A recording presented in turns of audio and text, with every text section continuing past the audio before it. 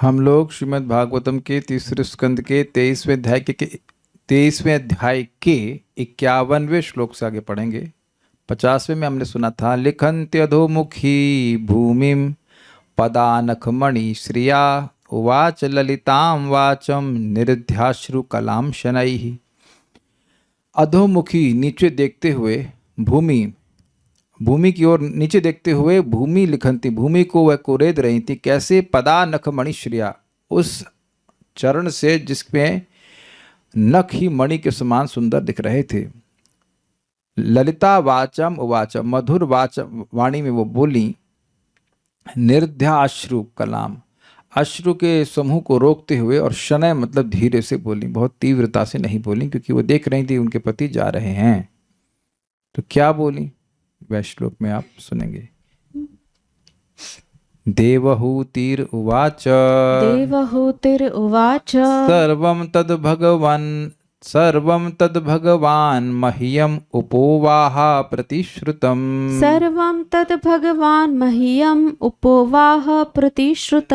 अथापि मे प्रपन्नाया अभयं दातुमर्हसि। देवहूतिरुवाच सर्वं तद्भगवान् मह्यम् उपोवाह प्रतिश्रुतम्। अथापि मे प्रपन्नाया अभयं दातुमर्हसि।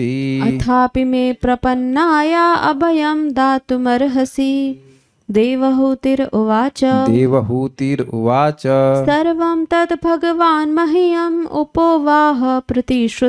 सर्वं तद्भगवान् मह्यम् उपोवाह प्रतिश्रुतम्। अथापि मे प्रपन्नाया अभयं दातुमर्हसि।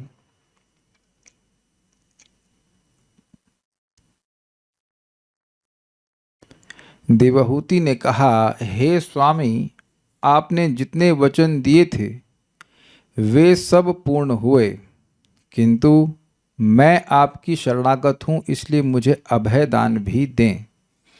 देखिए, जो शरण में आता है वह अभय चाहता है, नहीं तो वह शरण में नहीं आता है। एक्सेप्टेड? कोई व्यक्ति शरण में आया है तो उसको अभय चाहिए। अब कोई कहे, मान लीजिए कर्दम मुनि कह रहे, तुमको संतान तो दी ना, तुमको महल दिया है ना, जो सारी इच्छाओं को पूर्ण करने वाला, बेसिकली भौतिक इच्छाओं की बात कर रहे हैं, तो क्या भय है इनको? दो भय हैं। एक, लड़कियों की शादी कहाँ होगी, इस कारण से दीनता का भय, और दूसरा संसार का भय। समझ में आ रहा है? पति ना हो और नौजवान लड़कियां हों तो एक माता के लिए शादी कितनी बड़ी दैन्यता का कारण हो जाएगा कि नहीं? डर लगेगा ना उसको, दीन हो जाएगी कि कहाँ शादी कराएंगे। भाई, इनकी शादी भी तो शत्रुपा माता जी कराने नहीं आई थी, इनके पिताजी साथ में आए थे, ये स्पष्ट है। और दूसरा, श्रीधर स्वामी कहते हैं, संसार का भय। इनको ब्रह्म ज्ञान, आत्मज्ञान प्राप्त नहीं हुआ था। भोग प्राप्त हुआ था लेकिन आत्मज्ञान प्राप्त नहीं हुआ था, और उन्होंने बहुत पहले अभयान अशोकान ऐसे वरदानों के बारे में बात करी थी जो उन्हें भगवान से मिले हैं, जो अभय देने वाले हैं और अशोक, शोक प्रस्तुत करने वाले नहीं हैं। लेकिन उनको ये उस समय मांगी नहीं। वो जान रही थी कि सिद्धियां मेरे पति को प्राप्त हैं, लेकिन वो खुद बोली, अवय में मैं जानती हूं, लेकिन वह संतान चाहती थी, तो इसलिए उसके अनुसार महल मिला, उसके अनुसार उनको शरीर आदि प्राप्त हुआ, लेकिन अभय और अशोक वाली सिद्धियां नहीं दी गई। तो कह रहे हैं कि मैं अभय भी चाहती हूं आपसे। देवहूति रुवाच, माता देवहूति ने कहा, भगवान, हे भगवान, मतलब हे मेरे पति, आपने प्रतिश्रुतम, जो प्रतिज्ञा की थी, तत्सर्वम मह्यम उपवाहा, वह सब मुझे दिया है, संतान दी है। अब संतान देने की प्रतिज्ञा कब किए थे? वो तब किए थे जब शादी के समय था कि संतान तक रहूंगा, तो संतान मिल गई इनको। अथापि फिर भी का मतलब आपने जो कुछ बोला है वह मैं दूंगा, वह आपने दे दिया है, तो बेसिकली आप फ्री हैं। फिर भी मैं प्रपन्नाया, मुझ शरणागत को अभयम दातुम अर्हसि, अभय देने में आप समर्थ हैं। ये अर्हसि का एक और अर्थ है कि आपको देना चाहिए, ये योग्य है कि आप योग्य हैं, आपके लिए योग्य है कि दें। मतलब देखिए, कॉन्ट्रैक्ट तो वहीं समाप्त हो गया जब संतान हो गई, उसके बाद कर्दम मुनि की क्या ऑब्लिगेशन थी? कोई ऑब्लिगेशन नहीं थी। और ये भी नहीं कह सकते कि आपने पहले क्यों नहीं बताया, पहले ही बता दिया था, शादी का सिस्टम ये रहेगा। तो कर्दम मुनि बाध्य नहीं है इन्हें कुछ और देने के लिए।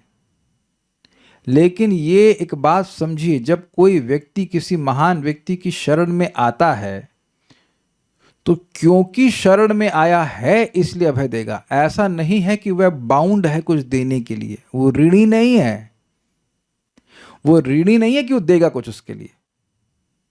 लेकिन क्योंकि शरण में आया है इसलिए एक महान व्यक्ति अभय देता है। जैसे भगवान कोई हमारे ऋणी है क्या? भगवान ऋणी नहीं है, लेकिन हम उनकी शरण में जाते हैं तो भगवान रक्षा करते हैं, भगवान रक्षा करने के लिए बोल ही रहे हैं। कोई क्षत्रिय भी होता है, वो भी इसी प्रकार का होता है कि उसकी शरण में कोई आएगा तो वो उन्हें अभय प्रदान करते हैं। परीक्षित महाराज ने तो कली को भी किया। कली पुरुष को शरण दिए कि नहीं दिए? वो अभय शरण दिए, अभय दिए कि तुम अब मैं तुमको नहीं मारूंगा, तुम 4 स्थानों पर रह सकते हो। प्रथम स्कंद में जानते हैं इस बात को। तो ये एक महान व्यक्ति का ये एक स्वभाव ही है कि कोई अगर शरण में आया है तो उसको अभय प्रदान करेंगे। तो कह रहे हैं कि आप मुझे अभय दीजिए, यद्यपि आपने जो प्रतिज्ञा करी थी वो पूरी हो गई है, सो मैं कुछ डिमांड नहीं कर रही हूं। मैं कह सकते हैं कि मैं डिमांड कर नहीं सकती हूं, क्योंकि जो कुछ था कंडीशन में हमने फुलफिल कर दिया।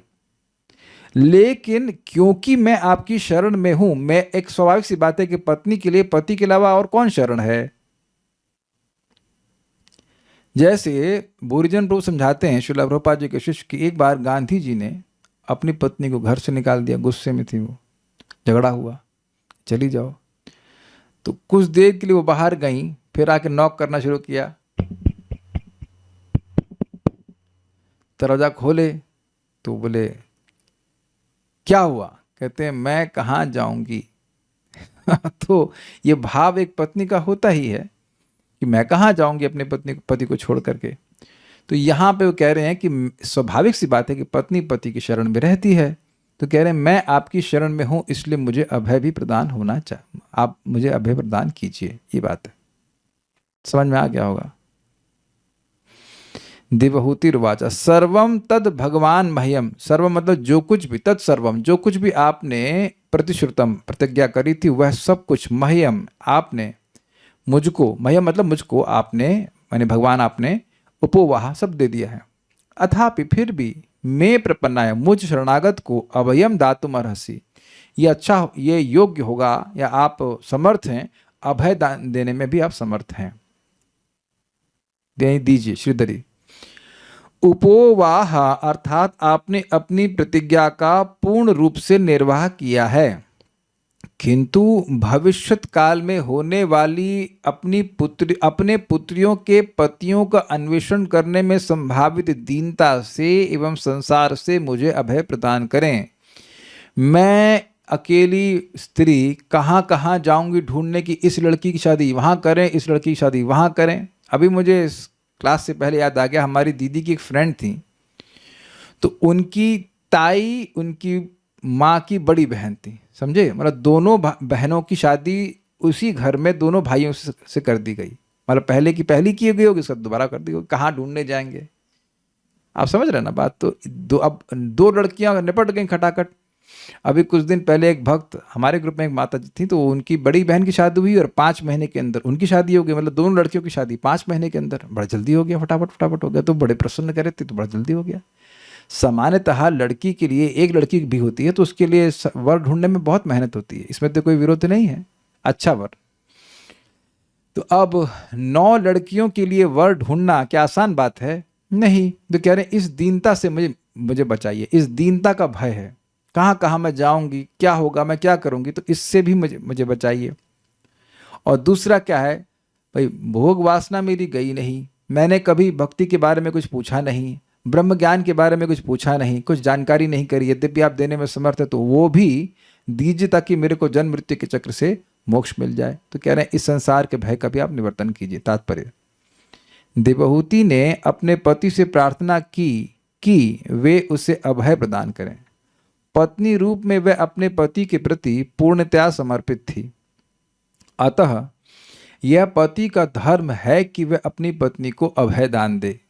श्रीमद् भागवतम के पंचम स्कंद में बताया गया है कि अपने आश्रित को किस प्रकार अभय दान दिया जाता है। जो मृत्यु के चंगुल से नहीं छूट पाता वह आश्रित है, उसे चाहिए कि वह न तो गुरु बने, न पति, न परिजन, न पिता, न माता इत्यादि। यह तो श्रेष्ठों का धर्म है कि अपने अधीनस्थ को अभय दान दें। अतः पिता, माता, गुरु, नातेदार या पति के रूप में किसी की जिम्मेदारी लेने वाले को चाहिए कि अपने अधीनस्थ को संसार की भयावह स्थिति से छुटकारा दिलाए।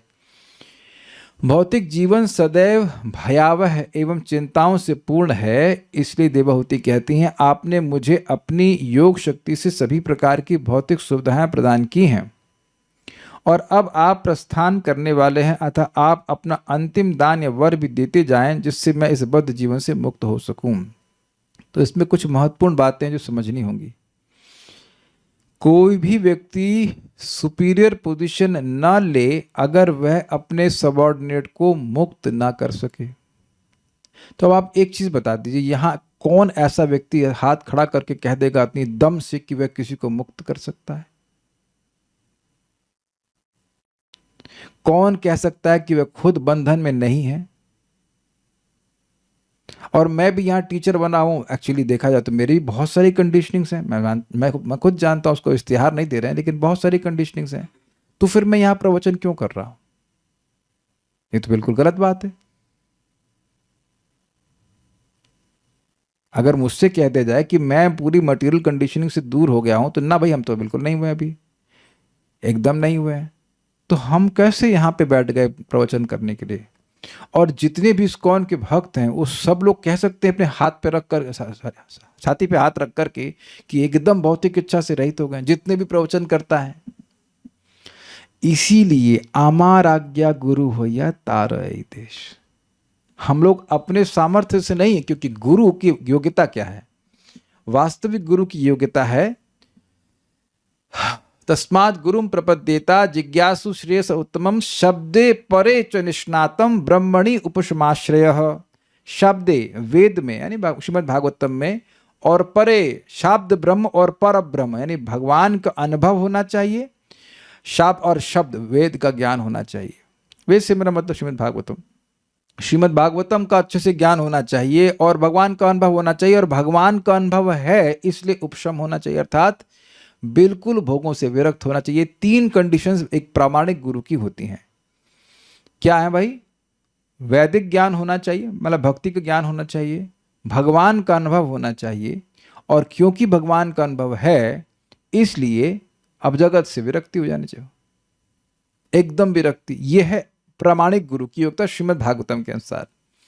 लेकिन जिस व्यक्ति को महाप्रभु ने यह आज्ञा दी वो कौन था? वो एक गृहस्थ था, कूर्म ब्राह्मण, और उसने कहा कि मुझे विषय वासना बहुत सताती है। तो अब ये तो आप नहीं कह सकते कि उनको ब्रह्म का अनुभव है या कृष्ण का अनुभव है।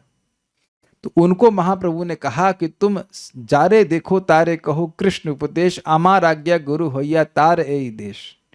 तुम जिसको भी देखो उसे कृष्ण का उपदेश, भगवत गीता श्रीमद् भागवतम के बारे में बताओ, और इस प्रकार से सबका उद्धार करो। और आमार आज्ञा गुरु हो ये तार ए देश, मेरी आज्ञा से गुरु होकर के तुम इस जगत का लोगों को तारो।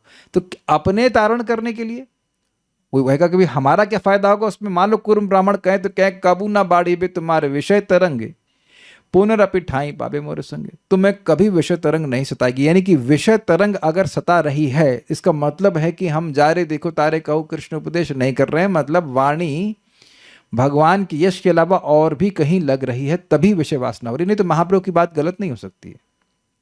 अगर वाणी केवल भगवान की यश को बोल रही है तो ऐसा हो ही नहीं सकता है कि विषय वासना आए। विषय वासना है, क्या कहते हैं इसको, विषय संग्रह क्या है? विषय संग्रह तो था ना, विषय संग्रह चल रहा है तो इसका मतलब है कि अभी वाणी भगवान की सेवा में लगातार नहीं लगी है, क्योंकि महाप्रभु तो गलत नहीं हो सकते, वो तो जानते हैं ना सिस्टम क्या है।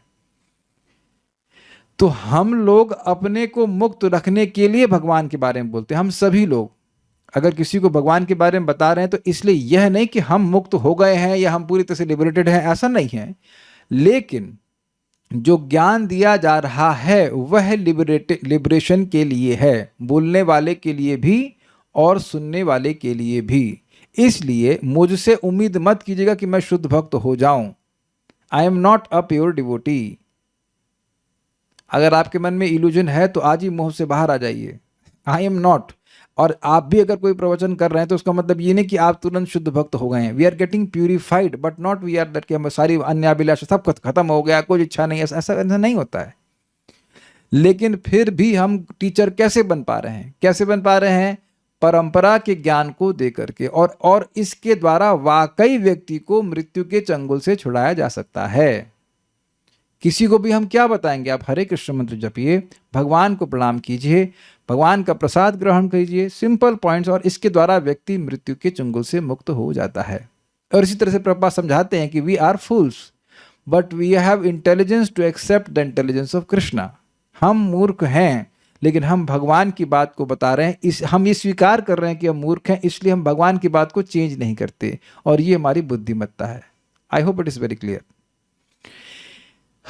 कुछ समझ रहे हैं ना बात? तो अगर माता है, पिता है, गुरु है, जो कोई भी है, तो उसको भगवान की बात, परंपरा की बात बतानी चाहिए और उसके द्वारा आप किसी को भी मुक्त कर सकते हो।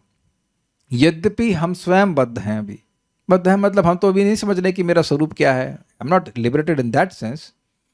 लेकिन परंपरा की बात को यथावत जब बता रहे हैं तो हम ठीक से ज्ञान दे रहे हैं और उस ज्ञान से व्यक्ति मुक्त हो जाता है। सीधी सी बात है। And in doing that procedure we are also in the liberated platform. इहा यस्य हरेर दास्य कर्मणा मनसा गिरा निखिला सुपी अवस्थासु जीवन मुक्त स उच्चते। अब उसमें हो क्या रहा है कि जो व्यक्ति जितनी गंभीरता से भक्ति करेगा उतना ही वो और अधिक ट्रांसपेरेंट मीडियम होता चला जाता है, वो और अधिक शुद्ध हो जाता है, उसको और रियलाइजेशन भी हो जाते हैं। That's a different thing. लेकिन अगर मान लीजिए कोई नया भक्त कहता है कि कृष्ण और भगवान कृष्ण और भगवान के नाम में कोई भेद नहीं, तो क्या वो गलत बोल रहा है? हो सकता है वो सुबह ना उठ पाता हो फॉर एग्जाम्पल, लेकिन क्या वो गलत बोल रहा है? महाराज समझाते हैं कि अगर कोई चोर बोले कि हिमालय उत्तर दिशा में है तो आप नहीं स्वीकार करेंगे। कितने लोग नहीं स्वीकार करेंगे? चोर बोल रहा है कि हिमालय उत्तर दिशा में है, तो महावीर प्रभु आप नहीं मानेंगे ना? क्यों नहीं मानेंगे? भाई चोर बोल रहा है ना, ये तो बाकी जगह वो चीटिंग कर रहा है, लेकिन ये बात तो सही बोल रहा है ना कि हिमालय उत्तर दिशा में है। कल्याणपुर नहीं मानेंगे, कलकत्ता पहुंचा देंगे हिमालय को आप, क्योंकि चोर बोल रहा है। डांटेंगे कि हिमालय को तुम उत्तर में हमें नहीं। बताइए क्या बोलेंगे? बोलिए बोलिए, बोल दीजिए, मैं क्यों बताइए? नहीं, ये हम लोग इसी प्लेटफॉर्म से हम लोग प्रीचिंग कर रहे हैं। We are preaching for our own purification on the purification others as well. इसीलिए प्रभुपाद जी की बातों को रिपीट करने के लिए प्रभुपाद कह रहे थे हम लोग को बस यही करना है। कुछ है तो बोल दो, ऐसे को मैं डांट तो ले रहा हूँ, कहाँ डांटा कभी आपको मैं? हाँ बोलिए। हरे कृष्ण रोज जी, जो महाप्रभु ने आमार आज्ञा गुरु हो या वो वाला लाइन बोले है, तो इसमें गुरु का क्या क्वालिफिकेशन बोले, दोबारा बता देंगे थोड़ा? गुरु की क्वालिफिकेशन यहाँ ये है कि जो विषय वासना से बद्ध हो जिसके हृदय में बहुत भोग वासना आ रही है, उसको गुरु बन करके भगवद गीता का प्रचार करना चाहिए। यही तो बेचारे की दिक्कत थी ना कि हमारे हृदय में बहुत विषय तरंग आ रही, क्या करें? हमें घर छोड़ देना चाहिए। कहते ना ऐसी बात कभी ना बोल, ऐसी बात कभी नहीं बोलना। क्या बोलना? भगवद गीता को उपदेश देना। और ये होगा लोगों को अनुभव कि अगर आप भगवद गीता का प्रवचन कर रहे हैं या भगवान के बारे में कुछ बोल रहे हैं, एटलीस्ट उस समय मन में कोई विकार नहीं आता है। You are thinking only about talking about Krishna, at least उस समय तो।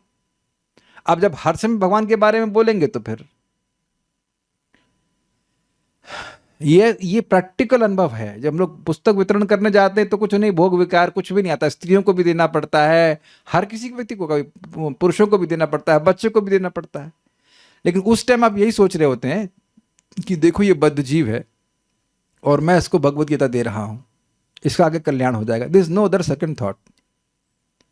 आपको भी अनुभव होगा, is it not? There is no second thought. और वहां आप ऐसा नहीं कि आप, मैं अपने अनुभव से बोल रहा हूँ, जब हम पुस्तक वितरण कर रहे थे तो ऐसा नहीं कि आप मान लीजिए किसी माता जी को दे रहे हैं तो उधर दे के देंगे ये ले लीजिए गीता ऐसे कोई लेता है गीता आपसे? You have to look in the eyes also, जबकि आईज के द्वारा ही फंसता है कोई व्यक्ति। लेकिन हमारा अनुभव है इसमें कि उस टाइम कोई काम विकार कुछ नहीं आता है।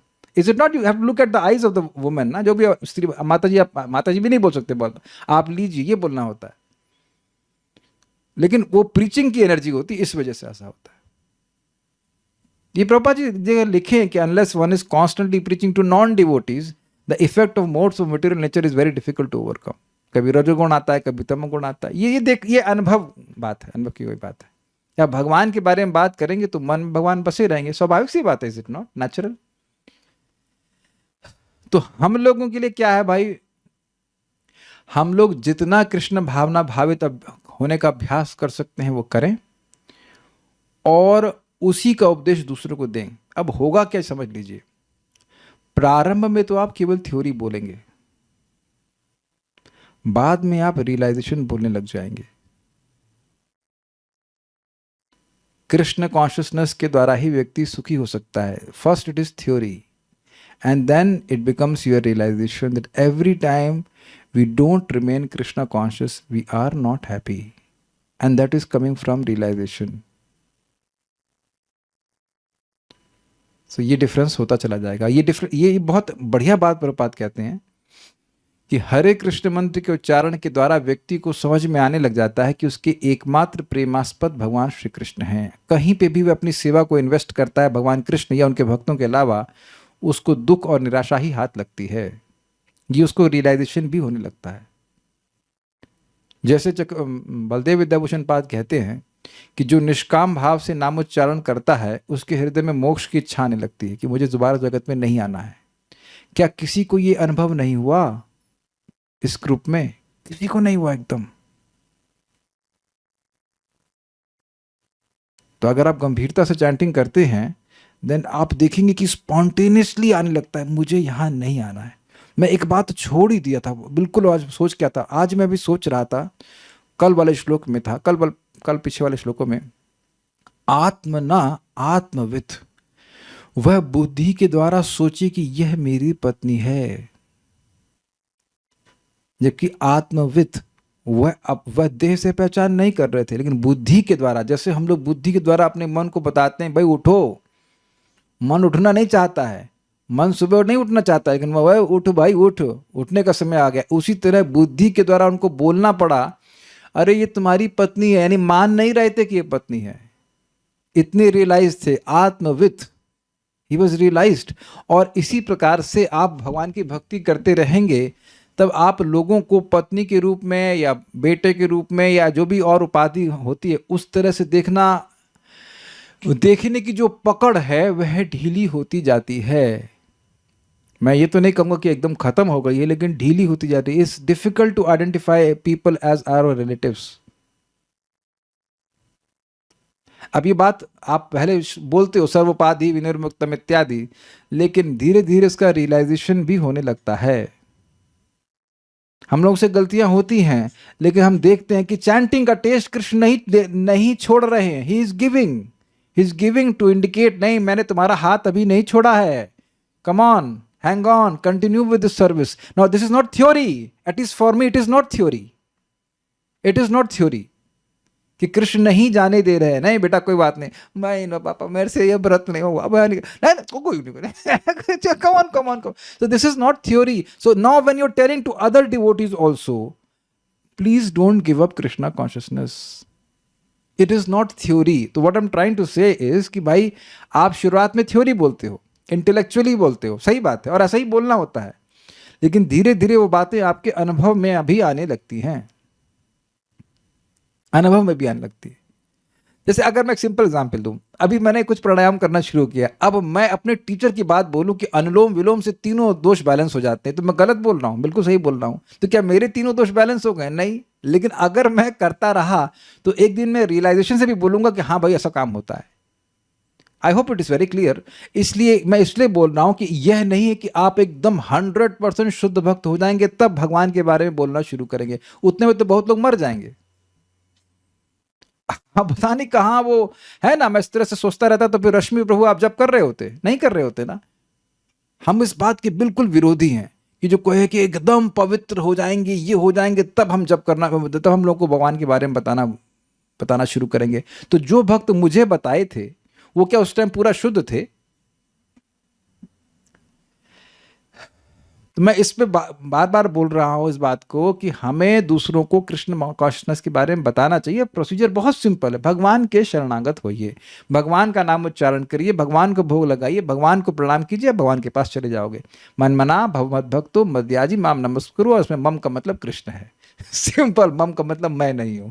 ठीक है कि नहीं? इजी है ना, सिंपल।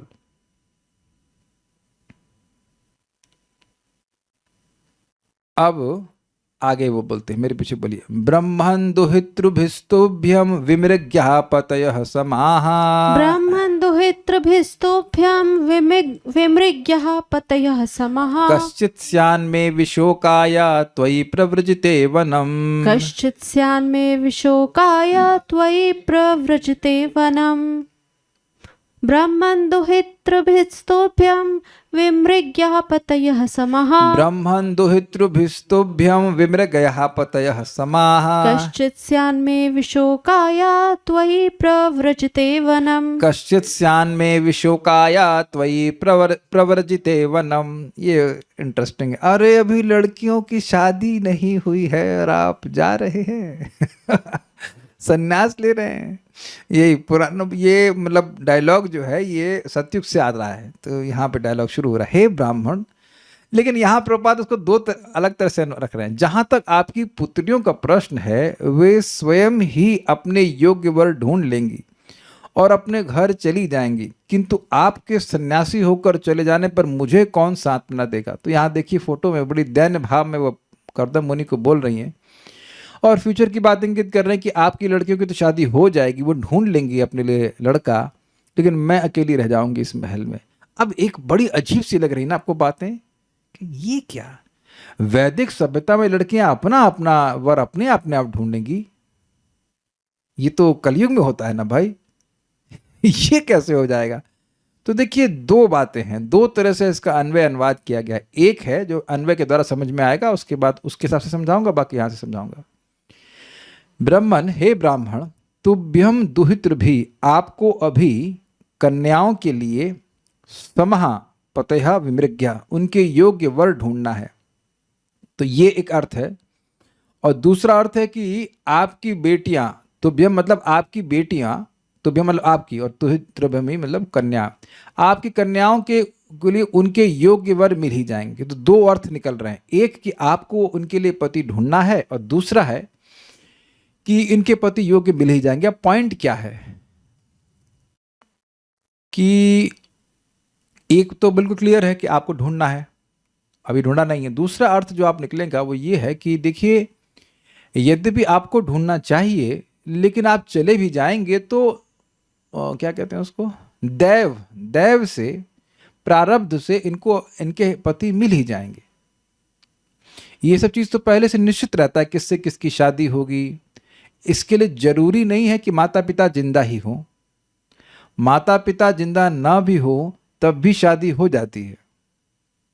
हम जानते हैं इस बात, हम अच्छे से जानते हैं इस बात को कि माता पिता जिंदा ना भी हो तो भी शादी हो जाती। कैसे जानते हैं? क्योंकि हमारे माता पिता जिंदा नहीं थे तब भी शादी हो गई, इसलिए जानते हैं इसलिए जानते हैं, एकदम अच्छे से जानते हैं। तो इसलिए नहीं, जिंदा रहने पे भी शादी हो जाती है। लेकिन अब पुत्र ना हो और पति संन्यास ले ले तभी पुत्र हो जाता है तो वह तो संभव नहीं है ना। तो पहला वाला चलो जो दैन्य था उसका निवारण तो दैव से हो सकता है, लेकिन पति चला जाए तो अब वो अकेली महल में घूम रही है तो कहां से जो है पुत्र हो जाएगा? तो वो दूसरी चीज तो असंभव है ना। कल्याण पर कोई डाउट आपको लग रहा है इसमें? कोई विरोध लग रहा है? तो पर कुछ नहीं बोल रहे हैं तो अब असहमति आंखों से दिखा रहे हैं। तो यहां पर भाई ये हिसाब किताब तो है नहीं कि दोबारा शादी कर लेंगे, वो सब तो है ही नहीं, वो सब तो रूल्ड आउट है, वो सब तो होना ही नहीं है। तो इसलिए कह रहे हैं कि आपके चले जाने पर मैं अकेली घूमूंगी इस महल में, कोई होना चाहिए मुझे मेरे शोक को नष्ट करने के लिए। इसलिए त्वयि वनम प्रव्रजिते, आपके वन में चले जाने पर, यहाँ पर शब्द है प्र मतलब चले गए फिर वापस नहीं आए, फोन नहीं करेंगे उसके बाद, अच्छा देवहूति वो ठीक है यार दूध वाल लिया, दूध वाला आया था, ऐसा कुछ भी नहीं बोलेंगे। प्रव्रजन मतलब गए और उसके बाद वापस कभी नहीं आए। यम प्रव्रजंतम, प्रव्रजंतम, सुखदेव गोस्वामी जंगल में गए थे, वापस आने के लिए नहीं गए थे। अरे जो कपड़ा लेके भी नहीं जा रहा है वो क्या घर की याद रखेगा, लेकिन वो आए थे वापस में भागवत सुनने के लिए। तो प्र मतलब प्रकृष्ट रूप से चले गए, वो वापस आने वाले नहीं थे। तो मैं विशोकाया कश्चित स्यात्, मेरे शोक को शांत करने के लिए, मुझे विशोक करने के लिए कोई होना चाहिए, यानी कोई होना का चाहिए मतलब लड़की नहीं होनी चाहिए, क्योंकि अगर फिर लड़की हो जाए तो उसकी भी शादी होकर चली जाएगी। 10, 11वीं 12वीं जितनी भी लड़कियां वो तो पराया धन होती हैं, तो वो तो सब चली जाएंगी। इसलिए कोई होना चाहिए मतलब पुत्र होना चाहिए, ये कह रहा है। ब्रह्मण दुहितृभिस्तुभ्यम, हे ब्राह्मण आपकी लड़कियां पतयः समा विमृग्यः, उन मतलब आपको आपकी लड़कियों के लिए उनके समान पति खोजने चाहिए, एक अर्थ है। दूसरा अर्थ है कि नहीं ये नहीं, इनको तो इनके पति मिल जाएंगे, इनके अनुसार चली जाएंगी। कश्चितस्यान में विशोकाय, लेकिन मुझे विशोक करने के लिए, मुझे शोक से रहित करने के लिए कश्चित स्यात्, कोई होना चाहिए। कोई होना चाहिए मतलब पुत्र होना चाहिए। कब? तो कह रहे हैं त्वयि प्रव्रजिते वनम, जब आप वन को चले जाओगे हमेशा हमेशा के लिए संन्यास लेकर। श्रीधरी अपनी दीनता का निवेदन करते हुई देवहूति ने कहा, आपको अपनी पुत्रियों के लिए योग्य वर का अन्वेषण करना चाहिए, और ये करेंगे भी। यह मुझको दैन्य प्राप्त है, मतलब यह दैन्य है, ये मेरी दीनता है कि अगर आप चले जाएंगे तो इनके लिए कोई सही वर नहीं मिलेगा। वर तो मिल जाएगा लेकिन सही नहीं होगा। ठीक है। संसार के भय को हृदय में रखकर उन्होंने कहा कश्चित इत्यादि, अर्थात आपके वन में चले जाने पर मुझको भी ज्ञानोपदेश करके शोक रहित बना देने वाला कोई पुत्र चाहिए, क्योंकि स्त्रियां तो ऋण त्रय का अपाकरण कर नहीं सकती हैं। अतएव कुछ समय तक यहाँ रहकर आप मुझे ब्रह्मज्ञानी पुत्र प्रदान करें। ऋण त्रय क्या होते हैं? देव ऋण, ऋषि ऋण और पितृ ऋण, और ये पुत्र अदा करता है, मतलब इन द सेंस कि वो यज्ञ आदि करते हैं, जो भी इसके लिए आवश्यक क्रियाएं वो स्त्रियां नहीं कर सकती, तो इसलिए मुझे पुत्र चाहिए। सारार्थ दर्शनी। तुभ्यम अर्थात इन कन्याओं के योग्य स्वामी का अन्वेषण करना आपका ही कर्तव्य है। क्यों? क्योंकि आपकी लड़कियां हैं। लेकिन यदि आप वन में चले जाएं तो इन कन्याओं के योग्य स्वामी का अन्वेषण इन्हें स्वयं ही करना पड़ेगा। अतः इनके विवाह की चिंता मुझे नहीं है, यही भाव है।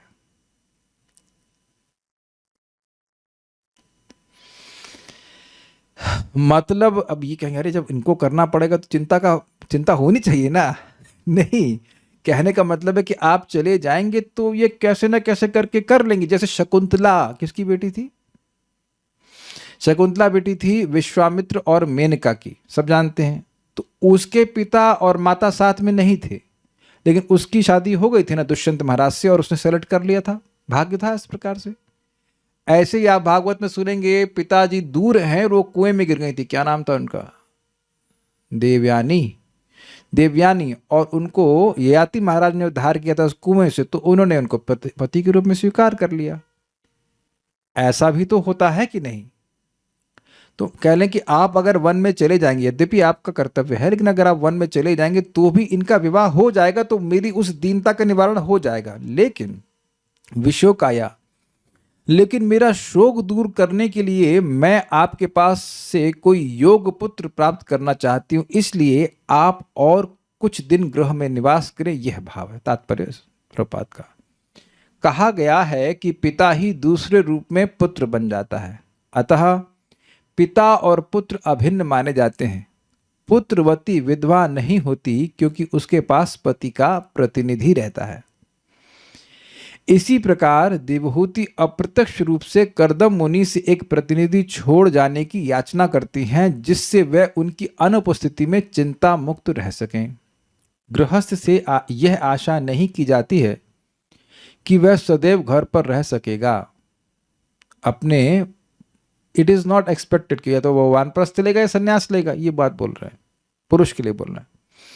अपने पुत्रों तथा पुत्रियों का ब्याह करके वे अपनी पत्नी को सियाने पुत्रों के संरक्षण में छोड़कर गृहस्थ जीवन से वैराग्य ले सकता है। वैदिक पद्धति की सामाजिक परंपरा ही ऐसी है। देवहूति अप्रत्यक्ष रूप से यह कह रही हैं कि घर से अनुपस्थित रहने की अवधि में कम से कम एक पुत्र अवश्य होना चाहिए जो उसे चिंताओं से मुक्ति दिला सके। एक और इंटरेस्टिंग बात है, ऐसा लोफर लड़का नहीं चाहिए जो चिंता का कारण बने। यानी कि जैसे संकल्प से उनने संकल्प लेकर अच्छी कन्याएं उत्पन्न करी हैं, ऐसे ही अपने संकल्प से, अपने योग शक्ति के बल से ऐसी संतान, ऐसा लड़का होना चाहिए जो कि माता के शोक को दूर करने वाला हो, उन्हें आत्मज्ञान प्रदान करने वाला हो। ये भी रिक्वेस्ट है इनकी, ध्यान दीजिएगा। इस जगत में सारे लड़के माता के शोक को दूर करने वाले नहीं, अपितु शोक को बढ़ाने वाले प्राय ज्यादा होते हैं। तो ऐसा लड़का उनको नहीं चाहिए, चर्सी नहीं चाहिए अगर कहते। इस मुक्ति का अर्थ है आध्यात्मिक शिक्षा। इस मुक्ति का अर्थ है आध्यात्मिक शिक्षा। मेरा टेप फंस गया इधर। इस मुक्ति का अर्थ है आध्यात्मिक शिक्षा। इस मुक्ति का अर्थ है आध्यात्मिक शिक्षा। सब भूल जाइए तो इतना अंडरलाइन करके लिख लीजिए कि इस मुक्ति का अर्थ है आध्यात्मिक शिक्षा। मैं तक क्यों उस पर फोकस कर रहा हूं? क्योंकि व्यक्ति बंधन में है अशिक्षित रहने के कारण ही। जैसे भोजन एक बहुत बड़ा बंधन है। जितने जितने कौर व्यक्ति खा रहा है, अगर वो भगवान को अर्पित नहीं है तो हर कौर के संग वह इस जगत में और बंधता जा रहा है। तो जिसको नहीं पता है, जिसको यह शिक्षा प्राप्त नहीं है कि दाल चावल आटा सब कुछ भगवान को अर्पण किया जाना चाहिए, तो वह खा खा करके इस जगत में धंस रहा है। इजी बोलने से व्यक्ति को बहुत बंधन लग रहा है, लेकिन हरे कृष्णा कृष्णा कृष्णा हरे हरे, हरे राम राम राम हरे हरे, ये बोलने जिस दिन से आपने शुरू किया है उसी दिन से आपकी और मेरी डेथलेसनेस शुरू हो गई है। लोग इस जीवन में बहुत से लोगों को लीडर के रूप में स्वीकार कर रहे हैं। वो लीडर भी मर रहे हैं अपने चेलों के साथ, लेकिन जिसने श्री कृष्ण को लीडर के रूप में स्वीकार किया उसी दिन से उसकी मृत्यु टल गई। He is on the path of deathlessness. ये सब शिक्षा का ही प्रभाव है। वी हैव बीन एजुकेटेड, और शिक्षा वही शिक्षा है जिसके द्वारा व्यक्ति सीखे कि मुक्त कैसे हुआ जाता है। मैं एकदम होल्ड करके धीरे धीरे बोल रहा हूं ताकि एकदम बात क्लियर हो जाए। आपके बच्चे के कितने भी नंबर आए हों, उसकी कोई शिक्षा नहीं हुई है। मैं तो उस दिन बात कर रहा था लोगों से कि हमें डाउट था कि 12th में इंग्लिश होती है कि नहीं होती है ICSE बोर्ड में। आप कह रहे होती है, मुझे याद भी नहीं है कि मैंने एग्जाम दिया था कि नहीं दिया था। I am not sure. PCM होता है, था PCM तो था, याद है। ये भी याद नहीं कि इंग्लिश में दिया, मुझे याद नहीं है। I am still not able to remember कि मेरे इंग्लिश में कितने नंबर आए थे, या मैंने इंग्लिश का पेपर दिया भी था कि नहीं दिया था, और नंबर कितने आए थे PCM में, फिजिक्स केमिस्ट्री मैथ्स में, कुछ भी याद नहीं है। जो जीवन की बात याद आती है वो ये है कि उस दिन जब नामनिष्ठ प्रभु आए थे, प्रवचन सुनाए थे, हम देह नहीं हम आत्मा है, गीता पढ़ना शुरू किया, वहां से हमारी शिक्षा शुरू हुई है। This is very very heavy, क्योंकि कितना और लाखों रुपए खर्च कर देते हैं अपने बच्चों को अज्ञान सिखाने में कि MS वर्ड में राइट जस्टिफिकेशन क्या होता है। ये पढ़ रहे हैं बच्चे आजकल, MS वर्ड में राइट जस्टिफिकेशन क्या होता है, इज इट जस्टिफाइड। और आपने बता दिया और उसमें आपको 90% नंबर मिल भी गए तो आप रहे ना 100% के फूल। कितने लोग इंटीग्रेशन को अच्छे से कर लेते थे, लेकिन मान लीजिए इंटीग्रेशन और डिफरेंशिएशन कर भी लेते थे, लेकिन आत्मा का डिफरेंशिएशन कर पाते थे देह से, वहां तो इंटीग्रेशन चलता रहता था ना। तब ये इंटीग्रेशन चल रहा है ना कि हम देह हैं, यही मान के चल रहे हैं। तो ये देख रहे हैं कि कितना बड़ा ज्ञान जा रहा है। और इस समय अगर मैं अपनी बात करूं तो केवल एक चीज काम आ रही, अंग्रेजी और हिंदी, बस, बाकी कुछ काम नहीं आ रहा। पेट भी तो नहीं पल रहा मेरी उस एजुकेशन से। तो यानी हम बहुत नहीं बोलेंगे, बस इतनी बात बोल रहे हैं कि जब व्यक्ति को एजुकेशन दे दी जाती है तो वह अपने आप ही मुक्त हो जाता है। I think this is very crystal clear for everyone. मैं यहां का सबको चेक करने जाता हूं कि आप में से कितने लोग प्रसाद पा रहे हैं, क्या मुझे जरूरत है। जिसको समझ में आ गया वो अपने आप मुक्त हो जाएगा, जिसको नहीं समझ में आया उसको भी और शिक्षा की जरूरत है। जितनी मेहनत से हम अपने बच्चों को पीट पीट करके मैथमेटिक्स पढ़वाते हैं, उतना ऑब्वियसली पीटना नहीं पड़ता, लेकिन उतना प्रयास करके अगर आप गीता भागवत पढ़ाएंगे तो उन्हें समझ में आ जाएगा। क्यों? मुझे अनुभव है। सनक सनातन प्रभु का लड़का है, उसका नाम, लड़का है नाम पुंडरीक, और बहुत छोटा था। अभी मैं बता रहा हूँ ये 2010 की बात होगी मुझे लगता है। मैं गौशाला के ऑफिस में बैठा था, वो मेरे पास आके बैठा, मैंने उसे चौथा स्कंद का फोटो दिखाया। हमने कहा देखो यहाँ पे पृथु महाराज का यज्ञ चल रहा है, देखो ये गरुड़ जी हैं, देखो ये है वो है। फिर मैंने उसे पूछा, सब बता दिया, ये विष्णु हैं, ये इंद्र हैं, ये पृथु हैं, ये सब बता दिया। तो बच्चों को समझ में नहीं आता ऐसा नहीं है। पिताजी लोग क्या कहते हैं, माताजी लोग क्या कहते हैं, ए भाई तू फोन ले और कट यहां से, बेसिकली शांत रहे। उतनी जहमत नहीं उठाते माता बच्चों को सिखाने के लिए, जितनी जहमत उठाते। बेटे कितने नंबर आए तुम्हारे मैथ्स में, कितने आए फिजिक्स में, केमिस्ट्री में। तो कोई गीता भागवत का श्लोक खुद समझ कर समझाने का प्रयास करेंगे तब ना वो समझेंगे। तो मुक्ति का अर्थ है आध्यात्मिक शिक्षा, वह देने से व्यक्ति मुक्त हो जाता है। इस मुक्ति का अर्थ भौतिक सुविधाएं नहीं है। भौतिक सुविधाएं तो शरीर के साथ समाप्त हो जाएंगी, किंतु आध्यात्मिक शिक्षा का अंत होता नहीं, यह तो आत्मा के साथ साथ जाएगी। मतलब जो भी आपने गीता भागवत के उपदेश सुने हैं वो अब आपके हार्ड ड्राइव में हमेशा के लिए, यानी सटल बॉडी में हमेशा के लिए लॉज हो गया है। ये श्लोक जो आप पढ़ रहे हो, इसका संस्कार कभी नष्ट नहीं हो सकता। ये बात यहाँ प्रपात कह रहे हैं। जो भी नाम जप किया है उसका संस्कार हमेशा बना रहेगा। भक्ति के संस्कार अविनाशी होते हैं, ये कह रहे हैं। इस जन्म में नहीं जा पाएंगे कोई बात नहीं, अगले जन्म में फिर भक्ति करना शुरू करेंगे, ये बात है। आध्यात्मिक शिक्षा आवश्यक है। जैसे हमारे ही ग्रुप में पहले एक माता जी आती थी, उनकी बेटी कुछ दिन जप की, 1-2 माला जप किया, फिर 14 साल की थी, उसका शरीर छूट गया, लेकिन अब अगले जन्म में फिर भक्ति करेगी। लेकिन जो उनके माता पिता ने भौतिक सुख सुविधाएं दी वो तो अब नहीं दे सकते ना, वो तो चली गई दूसरे देह में, ये बात है। आध्यात्म की शिक्षा आवश्यक है, ऑप्शनल नहीं है कि इसी के नंबर मिलते हैं, बाकी के नंबर की वैल्यू नहीं है। किंतु योग्य पुत्र प्राप्त किए बिना देवहूति आध्यात्मिक ज्ञान कैसे प्राप्त कर पाती? हाँ, कैसे प्राप्त कर पाती? कल्याण प्रभु दिक्कत हो रही कुछ, बोली कैसे प्राप्त कर पाती? हरे कृष्ण प्रभु जी, यहाँ पे देवहूति माता पुत्र के प्राप्त करने के बाद उनसे ज्ञान प्राप्त करने की इच्छा प्रकट कर रही है। ये तो निकल रहे हैं ना सन्यास के लिए। हाँ प्रभु जी, और जो 5वें स्कंद में वर्णन है कि जो पेरेंट्स अपने डिपेंडेंट्स को आध्यात्मिक ज्ञान अगर नहीं दे सकते तो पेरेंट्स नहीं बनना चाहिए। तो ये जो कॉन्ट्रडिक्शन, ये समझ में नहीं आ रहा है। कॉन्ट्रडिक्शन क्यों होगा? उनको गुरु चाहिए, पुत्र चाहिए ऐसा जो गुरु के रूप में कार्य कर सके। मैं अपनी माता जी का गुरु था, इन सेंस कि उनको समझाता था गीता के बारे में, प्रवचन में आती थी, सुनती थी। मैंने उनको हरे कृष्ण मंत्र के बारे में बताया। शायद यहाँ भी कुछ लोग ऐसे होंगे जिन्होंने अपनी माता को हरे कृष्ण मंत्र के बारे में बताया होगा। This nothing strange. यहाँ भी बहुत सारे भक्त हैं जिनकी उम्र मुझसे कम से कम 1 साल तो बड़ी। मैं 43 का हूँ, कोई है यहाँ 44 का? कोई मेरी बड़ी बहन है यहाँ पे, नीतू सिंह माता जी 43। हाँ, yes you are my elder sister. तो आप देख रहे हैं कि अपने से बड़ी उम्र के लोगों को भी तो आप पढ़ाते हो, नहीं पढ़ाते हैं? तब इसमें उम्र का तो कोई मतलब नहीं। ज्ञान में, आध्यात्मिक ज्ञान में उम्र का तो कोई मतलब सिस्टम नहीं है, इज इट नॉट? तो ये कह रहे हैं पति का धर्म है कि वह स्त्री ऋण से मुक्त हो जाए। पत्नी एकनिष्ठ होकर पति की सेवा करती है और वह ऋणी बन जाता है, क्योंकि कोई अपने आश्रित की सेवा तब तक स्वीकार नहीं करता जब तक वह बदले में कुछ ना देता। गुरु कभी भी आध्यात्मिक शिक्षा दिए बिना शिष्य की सेवा स्वीकार नहीं करता। ये बहुत इंपॉर्टेंट है। हरय शिष्य धन शोक न हरय, से गुरु घोर नरक में पड़ाई। यहीं वृंदावन में लिखा रहता है दीवार पे कि जो शिष्य का धन हर रहा है, अच्छे से सारा पैसा लूट लिया, लेकिन उसको आध्यात्मिक ज्ञान देकर उसका शोक नहीं हर रहा है, तो ऐसा व्यक्ति निश्चित घोर नरक में पड़ेगा।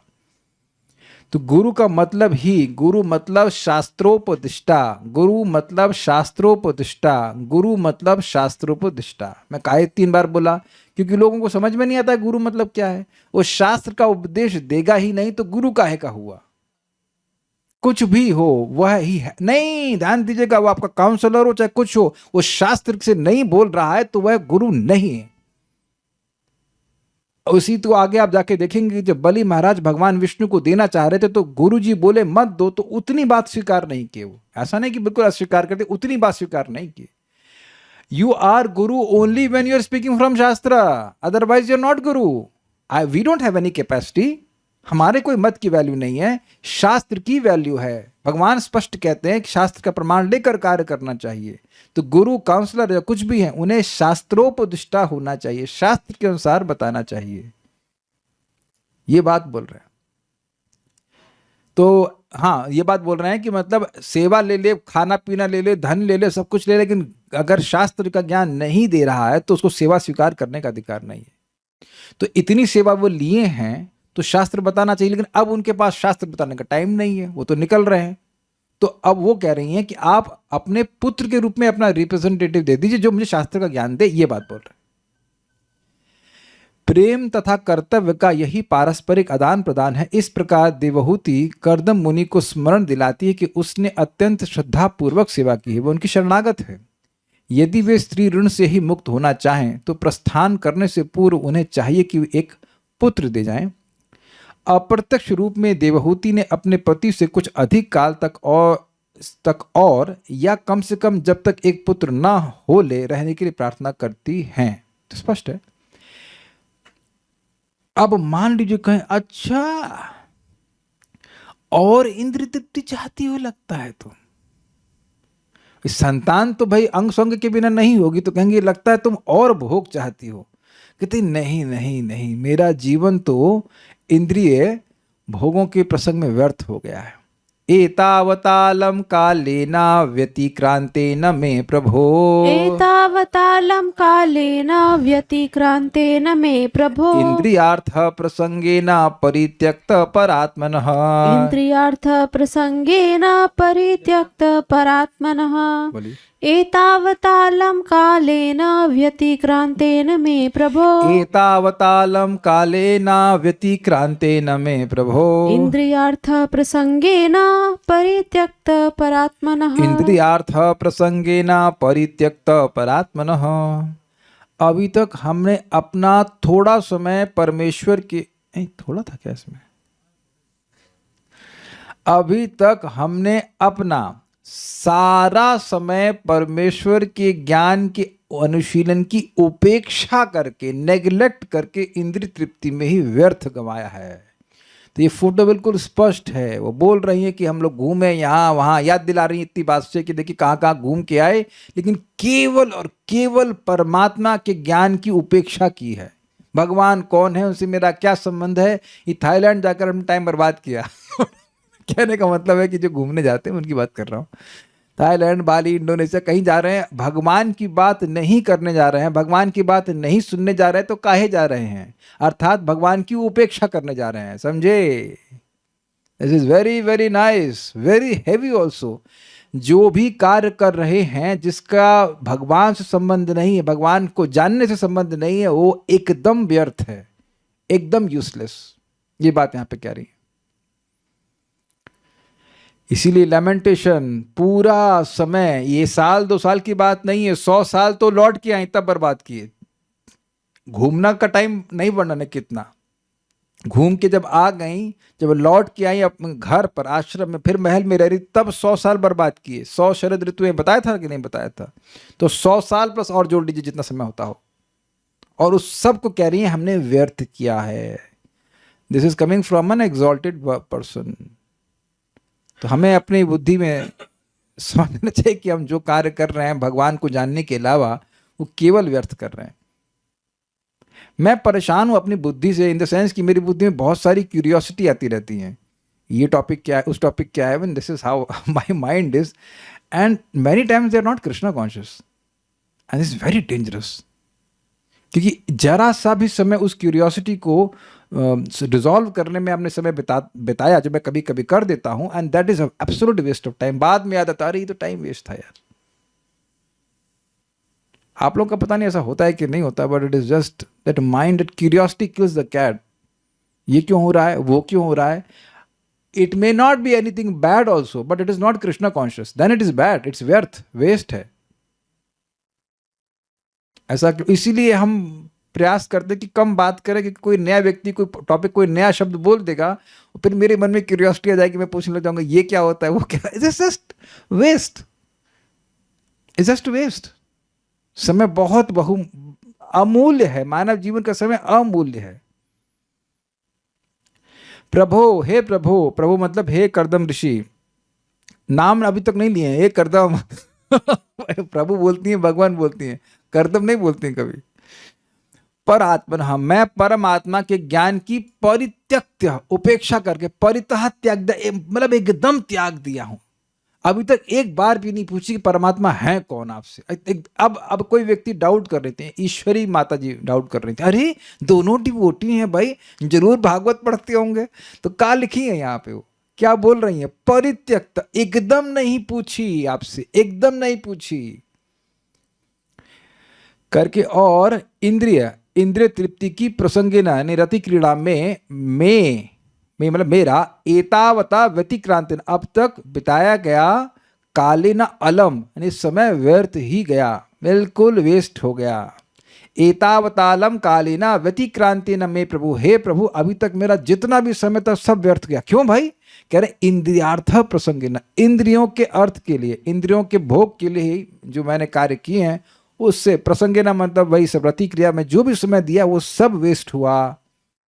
क्यों भाई, कह रहे परित्यक्त परात्मना, क्योंकि मैं परमात्मा को त्याग दी, अर्थात उनके ज्ञान की बिल्कुल उपेक्षा कर दी। श्रीधरी यही बात महाराज समझा रहे हैं कि भाई देखो, संतान कर रहे हैं, नौकरी कर रहे हैं, जो कुछ कर रहे हैं वो कर रहे हैं, ठीक है, लेकिन एकदम भक्ति छोड़ के नहीं करना चाहिए, एकदम भगवान की उपेक्षा करके नहीं करना चाहिए।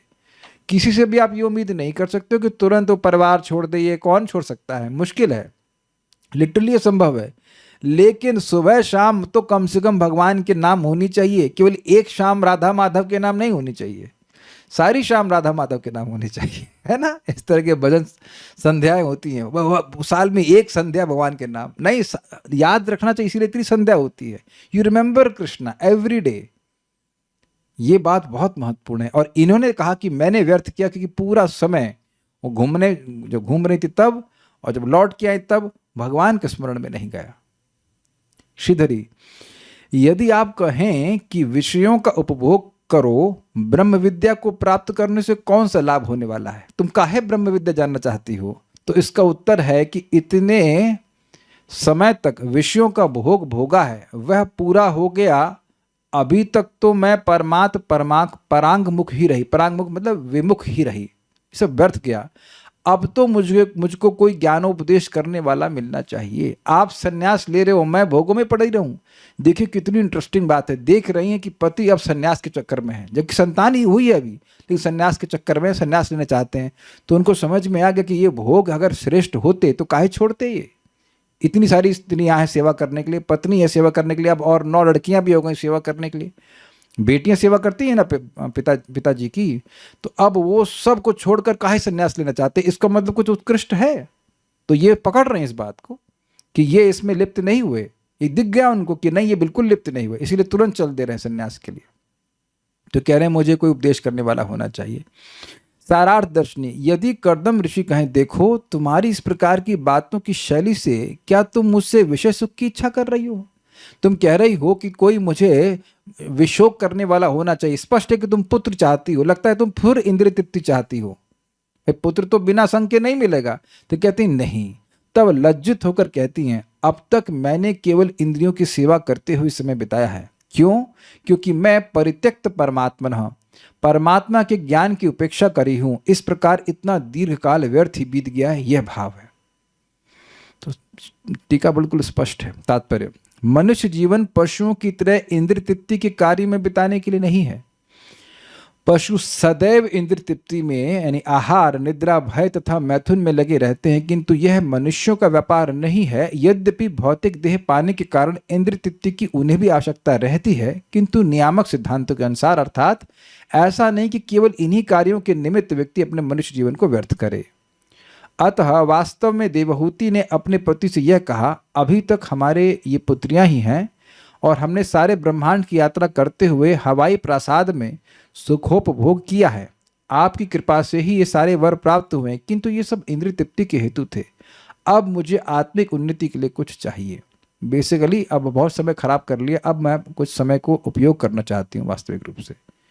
सो एक ही पॉइंट से मैं कहना चाहता हूँ, मनुष्य जीवन की एक विशेषता है कि वे भगवत सेवा कर सकता है, भगवान के विषय में जिज्ञासा कर सकता है, जो कि पशुओं के लिए नितांत रूप से असंभव है।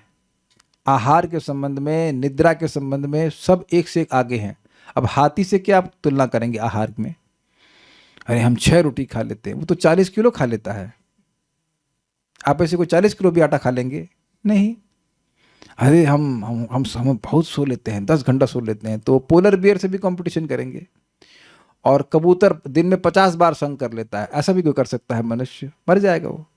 और अगर भय की बात करें तो शेर से कौन लड़ सकता है बिना किसी गन के? तो आप देख सकते हैं इन सारी चीज़ों में एक एक पशु जो है बड़े तेज हैं। अरे हम कहीं अपने घर के बाहर नहीं निकलते, तो पेड़ तो हमेशा एक ही स्थान पर रहता है। किसी भी आप शरीर के कार्य को देखेंगे तो अन्य पशु हमसे तेज हैं। कोई आंख में तेज है, कोई कान में तेज है, कोई नाक में तेज है, इत्यादि। लेकिन एक चीज में जो मनुष्य बहुत तेज है और वह है तप में। हमारा शरीर भोग सात में नहीं है, हमारा शरीर तप सात में है। जैसे आज हम एक भक्त के बारे में सुन रहे थे जो सुबह 4 बजे से लेकर शाम के 4 बजे तक जप करते हैं। ऐसा मैं कर नहीं पा रहा हूं, लेकिन मैं बोल रहा हूं कि ऐसा नहीं है कि वह मर रहे हैं। लेकिन कोई सुबह 4 बजे से लेकर शाम के 4 बजे तक खाएगा तो मर जाएगा। Is it not clear? हो गया कि नहीं? हमारा शरीर भोग साथ में नहीं, भोग को एकदम मतलब ऐसे एक्लिमेटाइज नहीं हो पाता, एक लिमिट में ही भोग कर पाते हैं। कोई भी भोग, आहार, निद्रा, जो कुछ भी है। तो लेकिन तपस्या करने वाले तो आप सुने कि वाल्मीकि जी कैसे तपस्या किए, इवन हिरण्यकशिपु ने कैसे तपस्या करी। तो तपस्या करने का अभ्यास करेंगे तो बिल्कुल वह एडजस्ट हो जाएगा। जैसे आप में से बहुत सारे भक्त 3:30 बजे 4 बजे उठ जाते हैं, तो इसी जीवन में कभी नहीं उठते थे और अब उठ रहे हैं तो एकदम नॉर्मल लग रहा है। इसी जीवन में आप देखिए कि 1 माला भी नहीं करते थे, अब 16 माला कर रहे हैं, बिल्कुल नॉर्मल लग रहा है। नॉर्मल लग रहा है कि नहीं? कभी कथा सुने नहीं और अब रोज कथा सुनते हैं, नॉर्मल लग रहा है कि नहीं? You will see. आप ये सिद्धांत है, आपसे काट नहीं सकते, करके देखिएगा। और इसीलिए भगवान ने बोला कि तपो दिव्यम पुत्रकाय सत्यम, तुम दिव्य तपस्या करो। अब देखो कोई होटल में नहीं खाना खाता, सब प्रसाद ग्रहण करते हैं, जैसे नॉर्मल। अन्य लोगों के लिए बड़ा मुश्किल हो जाएगा। ये एक बड़ी मजेदार बात है कि मनुष्य जीवन की जो फैसिलिटी है तपस्या करना, उसके लिए हमारी बॉडी डिजाइन है। इसलिए तपस्या करने के लिए व्यक्ति को उद्यत रहना चाहिए। ऑब्वियसली फालतू की तपस्या करने की जरूरत नहीं है, लेकिन उन तपस्या को करना चाहिए जिनका संबंध भगवान से है। भगवान का प्रसाद ग्रहण करना, भगवान का नामोच्चारण करना, भगवान के बारे में सुनना, भगवान की भक्ति करना। और आप देखेंगे कि जिस एक भी कार्य को आप पकड़ लेंगे, आप देखना कुछ दिन में अभ्यस्त हो जाओगे। कुछ भी आप कोई पकड़ लो कि इतने बजे उठना है, कितने बजे जप करना है, जो पकड़ लीजिए आप। अगर आपने ये सोचा कि हमें 32 माला करनी है, 24 करनी है, जो कुछ भी करनी है, आप देखो फिक्स कर लो, आप कर लोगे अपने आप। लेकिन आप कहोगे ना, कल से हम रोज 15 रोटी खाएंगे, कल से हम रोज 100 ग्राम घी खाएंगे, तो ये थोड़ा सोचिए ना, 100 ग्राम घी। अगर आप ये कहेंगे कि हम घी नहीं खाएंगे तो जी लेंगे, लेकिन कहेंगे अगर कहीं बोल दे अच्छा रोज आपको 100 ग्राम घी खाना है, तब आप सोचेंगे 100 ग्राम घी रोज कैसे खाएंगे भाई हम लोग, बड़ा परिश्रम हो जाएगा। We not be able to adept. तो इस तपस्या की एक और मैं रहस्य बताता हूं, क्यों ऐसा तपस्या के बारे में बोल रहे, बड़ी इंटरेस्टिंग बात। जिस मनुष्य की चेतना उच्चतर होती है, उसकी एक विशेष लक्षण होता है, वह कॉज एंड इफेक्ट रिलेशन को देख पाता है। कारण कार्य रिलेशनशिप, मैं ये कार्य कर रहा हूँ इसलिए इसका आगे ये प्रभाव होगा, मैं ये कार्य कर रहा हूँ इसलिए ऐसा हुआ है। आज ही भक्त हमको बता रहे थे कि वो अपनी इंद्रियों को संयमित नहीं कर पा रहे हैं और इस कारण से उनको शरीर में रोग आ रहे हैं, लेकिन इतनी बुद्धि है कि दिख रहा है कि ऐसा हो रहा है। जो लोग शराब आदि बहुत पीते हैं उनकी बुद्धि इस प्रकार से जड़ हो जाती है कि वो समझ नहीं पाते कि हो क्या रहा है। उनको पता भी होगा कि कोई बोल भी दे कि लीवर खराब होगा, ये उनको दिखता नहीं है। तो जो मनुष्य है वह तपस्या क्यों कर पाएगा? वो जानता है कि इस तपस्या से आज मुझे भले कष्ट महसूस हो रहा है, लेकिन आगे जाके बहुत लाभ होगा, और तभी व्यक्ति तपस्या कर पाएगा। क्या समझ पाए सभी लोग? जो व्यक्ति ये देखेगा कि आज मैं सुख नहीं अनुभव कर रहा हूं लेकिन आगे बहुत बड़ा लाभ होगा, तभी वो तपस्या कर पाएगा कि नहीं? किसी को आप पिस्तौल लगा के तपस्या नहीं कराते हो, उसको बुद्धि होनी चाहिए कि वो जो कारण कार्य रिलेशनशिप कि आज मैं ये कर रहा हूं, ये आगे बहुत बड़े इफेक्ट को जन्म देगा, लाइक दैट। ये जिसके पास है वो तपस्या कर पाता है। तो इस बारे को इसमें समझना चाहिए, और ये मनुष्य ही समझ सकते हैं, ये जानवर कभी नहीं समझ सकते। किसी को आप कल्याण प्रभु को डाउट हो रहा है, जाके बाहर जाकर बंदर को समझाना कि देखो भाई, लाइन में बैठ के खाना खाया जाता है, ऐसे छीन झपटी नहीं करनी चाहिए। कोई वृंदावन का बड़ा सीनियर बंदर समझेगा आपकी बात? कोई नहीं समझ सकता, कोई नहीं समझ सकता, it is not possible. Very interesting point है, विचार कीजिएगा। तो चलिए हम यहाँ रुकते हैं। वो अब अच्छे पुत्र की कामना कर रहे हैं। Let's see what happens in the future. Shrimad Bhagavatam की जय, श्रील प्रभुपाद की जय, निताई गौर प्रेमानंदे।